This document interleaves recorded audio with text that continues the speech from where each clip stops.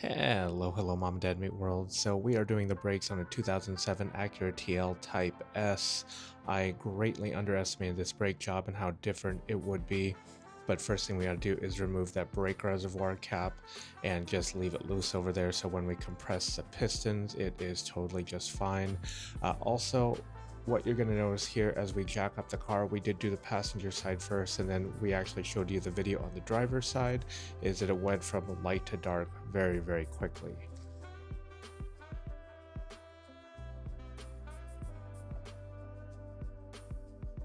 So these are the tools we used, everything from some lights because it got dark on us to liquid wrench, some lubricating, vibration penetrating that you'll see, a couple braking bars to get some things loose, some hammers to knock some pins out, socket, ratchet combo here.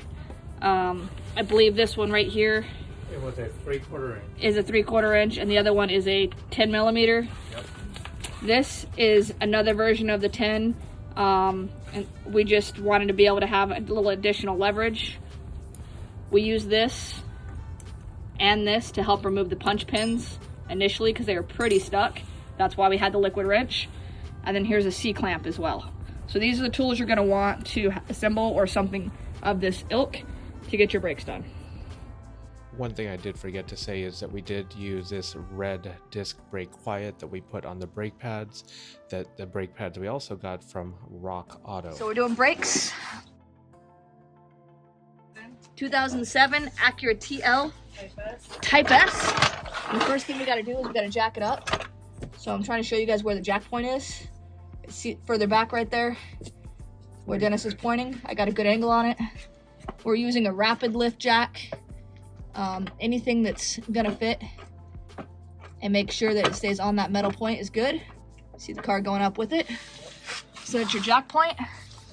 We'll get the lug nuts off, and then we'll put a jack stand under there also as a secondary safety. Additionally, I have the back wheel chalked with a wheel chalk to make sure that it doesn't come back. Because when you're working with cars and you're jacking them up and taking tires off, you want to make sure they don't move and they don't come down off of you. So we put the jack stand right there underneath the frame so that if for some reason this jack point shifted on us while we were underneath the tire, it would fall back to the jack stand. Classic safety. Highly encourage you to do that when you're working on cars and make sure that you get out from underneath them in case of a fluke accident. We're going to use a can of liquid wrench. Okay. And we are going to spray the liquid wrench on that bolt up top.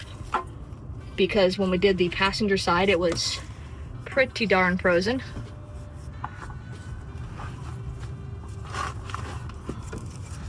And I don't have the straw anymore, so be careful you don't squirt yourself in the face. Can't see it. Perfect, right on top of it. Yep, and do the same thing. On the bottom. So the bottom bolt. Move your hand real quick, let me see it. Yep. I could see it there. Yep, right there. Spray that one too. You already said it, so I get more leverage. Ready? Yep. Go. It went. Try. Oh, nope, you Yeah. got it. There we go. Yeah. So the liquid wrench on that one took about 3 turns. We have not gotten the bottom yet. I'll show you that here in just a minute. Show that here in just a second. We need the shorter bar for this one. Or is the long one gonna work? We're gonna try a long one. Okay. Ready? Yep. I need it. We gotta get more. There we go. Ready? Yep. Okay. It's all the way to I think it turned a couple times there. It looked like it did. Ready? Yeah, you got some turn on that. the. Yeah, it's. Oops. Nope, you're good. Did it come loose? Not loose enough yet, but it is turning. Nope. Okay. Wow. Liquid wrench, a cheater bar. Got it? Hold on. No. All right. So we got the 2 bolts off in the back. They are 3/4 inch, and we had to use a 3/4 inch ratchet socket and a braking bar. And the reason being is some dork cross-threaded a bottom bolt on the back of the caliper, so we're headed to the part store right now to get new bolts. But In the meantime, what we're going to do is show you how to actually remove the caliper. So there's a pin right here, and it's the hole for it is right here, and there's a pin on the bottom. You can see a little better, the hole for it's right here. And you're going to want to use a small punch, a file. We're using literally a small file to just hammer it out, because it's just a straight pin. There's no clips or nothing.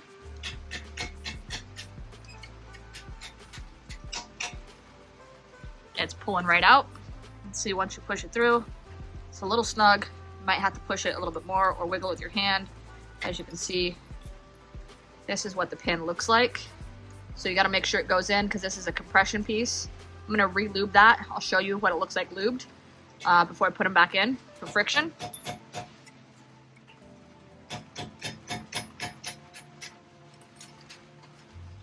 When you pull these out, there's this piece right here that is held in, and you'll see this piece for tension. Now, I'm almost positive that this is super filthy but reusable, and the brake cardboard didn't come with it, so we're going to reuse it. If yours came with a new one, you can, but I don't think you need to. And in order to get this off, we have to remove this right here. And these are just brake brackets. So the brake brackets come off, as Dennis was saying, in order to pull the caliper back, because you just don't have enough room to pivot it out of the way, because that brake line is pretty solid. And it's a 10 millimeter. We originally started with daylight. Now we are in the dark, working with drop lights. Literally. So what should have been an hour-long brake job, max, has turned into 3 or 4 because of cross-threaded bolts. Basically, the previous person just didn't do a good job in taking care of or maintaining this car before my cousin got it. And so we're suffering a little bit for the wear. Definitely a liquid wrench, some heavy-duty braking bars, a hammer to knock some things loose. Just in general, any tools that you might need. If this is a DIY project for you, like it was for me. We will show you a picture of all the tools that we used. So when you're like, what tools did you use again? Refer back to that picture. Dennis has just about got that 10 millimeter out. So now that that's free, the second bolt is free, you'll see that the whole caliper pops out. The brakes are actually popping out in his hand right there. And you want to make sure you note which side has the clip on it. The inner one. Which was the inner one that went towards the firewall. You'll notice that one down there. And then the outer one does not. So now we're going to compress these pistons. We also popped the hood and loosened the brake reservoir cap so that there would be the ability to compress these pistons back and push the brake fluid up into the lines. This is definitely the old school way where you're not breaking the seal on the brake. So now we're just going to put a C-clamp in there. We're using the old pad to compress the piston. And the reason we're using the old pad is so we don't damage the new ones, obviously. All right, so he's got the clamp on there. He's compressing it down with the brake pad on. It's pushing that piston back and in. Yeah, you have two. You have one on this side, one on the bottom. So you might have to go and do this twice on each side for a total of 4 times if it both don't go back evenly. When we did the other side, can you turn it a little bit the other way? Yeah, there we go. So you can see these pistons right here, they're now flat so that when the new thicker brake pads go in, that they'll slide around the calipers. You see these ones are out and those ones are flat. So now he's gonna press and hold that side while he puts that C-clamp on, turns it. My light on top went out for whatever reason. Sorry, we had to pause there for a second. Our light fell down on us. Getting that pad back in place, compressing that pad much more evenly. It's getting both sides.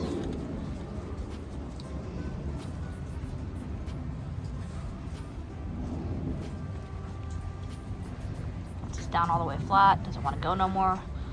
Back it off and pull that C-clamp out of the way. The pad pops right out. And you can see now, both sides of the pistons are compressed. Pretty awesome. It's back.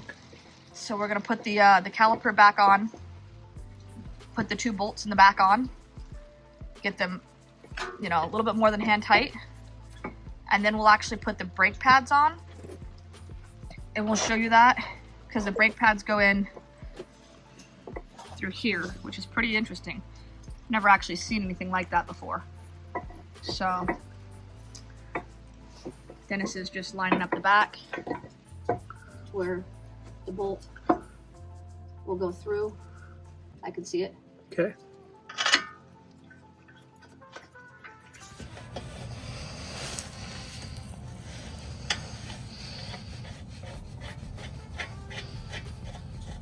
All right, so I'd actually push this caliper in, then I had to lift it up. Like I had to pull right here with my fingertips and lift it up in order to get this bolt to want to thread by hand. Make sure you get them in by hand so you don't cross-thread them. Cross-threading your bolts, very, very bad. Means you get a new caliper out of the deal most times. So let's see if we can't get the bottom in. Same thing, if you lift up on the caliper, it takes the pressure off the bolt and you can get it in pretty good by hand. I got this probably 5 or 6 good turns before it snugged up on me. So now we're just gonna cinch those down. Actually, we're gonna put the brake pads in first. Let's get the brake pads in. All right, so we've added the brake disc quiet. That's what that red gel is. Keeps the vibration, the noise down from them squeaking. There's a shim. For the pins, make sure these are on the outside, your pad is on the inside.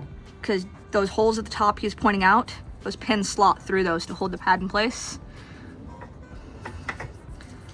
See, the pad is just slipping in there. Give it a little wiggle. Right here.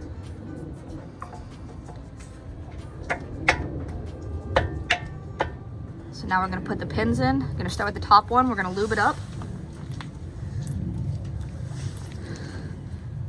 And the reason we're lubing it is because it's one, to keep the brake vibration noise down, but it also is an anti-corrosion gel. So you don't gotta put a whole lot on. It's not like a big, huge lubricant grease or anything. Just a little bit with the tip of your gloves. Make it nice and easy.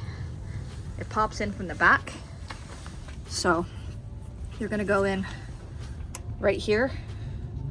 You're gonna get it halfway in, and you gotta line this brake pad up. I don't know if you can see that, but the brake pad's gotta push in further for me, Den. Can you tap the brake pad in a little bit more? Yep. I'm just gonna tap it with a little. Oh, there it is. All right, now tap the back of that pin for me. Make it easy.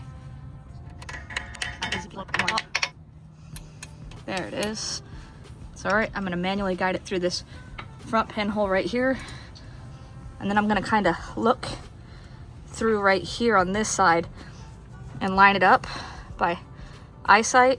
Dan, can you grab my phone out of my hand? So I gotta push with 2 hands to get it started before I go hammering on anything.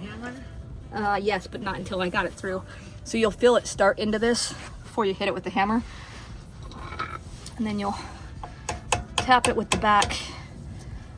You're gonna wanna use a small flathead or something to push it in the rest of the way so that that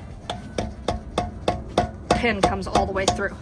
And once it's in, you'll see it pop through.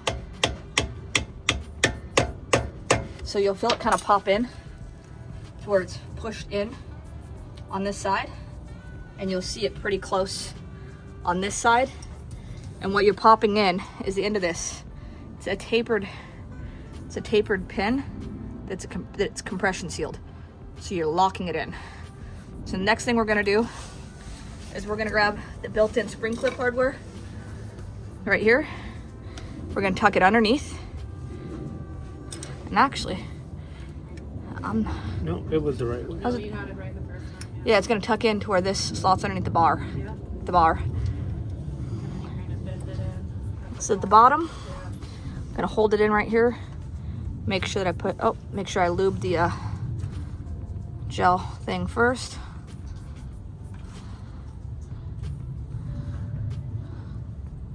Make sure we're keeping our noise, our squeaks.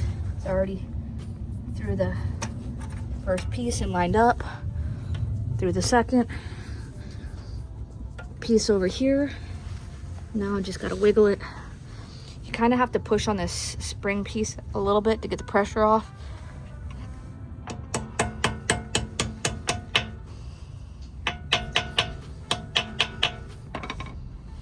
All right, now I'm gonna do same thing in the back. All right.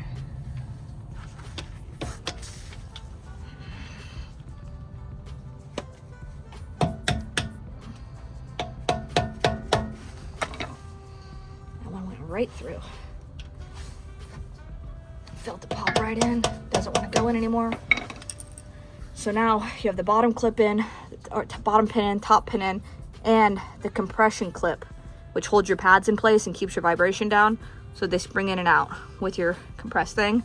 Last thing we got to do is tighten those 2 bolts in the back and put the brake hardware on up here at the top that we removed. Right here, the brake line hardware.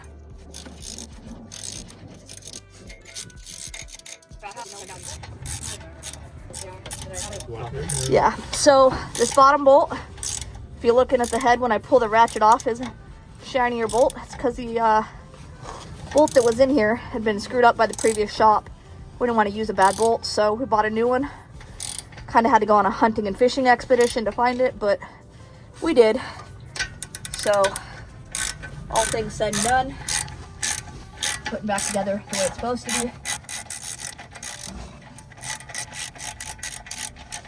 These bolts are a really long thread, so as you can feel or see, watching me just turn for a long time. I do not know what the square foot pounds of torque are. I know people are going to say, hey, how come you don't know? Well, If we do, we'll put it up on the screen. I might look it up for you. So now I'm going to have my cousin put her foot on the brake. Once the brake's pushed down. Down all the way? Yep. Okay. Now I'm gonna push this brake reservoir cap down. I probably should have showed you guys, but her brake fluid was at the very, very top of full, almost over full, because of how high her brake pads are now. So awesome. Let go. Hello, Mom and Dad Meet World. So this is the end of the project. This is a brake job on a 2007 Acura TL Type S. And so here's some tips and tricks. One, a significant amount of time. We started this at 4 p.m. It was daylight. It's almost 9 p.m. It's 8:50 p.m. It took us 5 hours. Now the reason it took us 5 hours, some jack hole cross-threaded a bolt. We had to go hunt down new hardware. The hardware we got was wrong, so we had to go re-hunt new hardware. We had to use liquid wrench to pull some bolts out because they had been just in there forever and they were kind of rusted tight. So I don't know when your last brake job was, but ours obviously was due. Make sure you have all your tools, everything you need ahead of time, and you allot ample time. I was actually laughing at the videos on the internet for like 2-3 days and mocking that it took 3 days to do a brake job, and here I am 5 hours later and we're just now done. So a lot of ample time. Make sure your part stores are open when you start so you have time to go to them if your hardware or your brakes need to be replaced more than just pads. Say you need rotors or say you need calipers. We actually bought calipers and then couldn't install them because they were the wrong calipers. So take pictures of the parts that are on your car before you go to the part store. That would be a tip and trick that would have saved us from having to reuse some old parts. All in all, start to finish, 5 hours, not too bad considering what we worked with. And We did do 2 sides. we did both the driver's side and the front side. Passenger side, it was a whole front end brake job.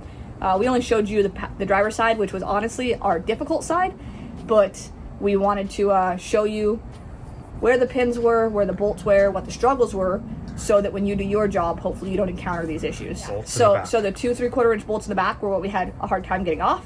Those ones you'll see us fighting, braking bars, different things.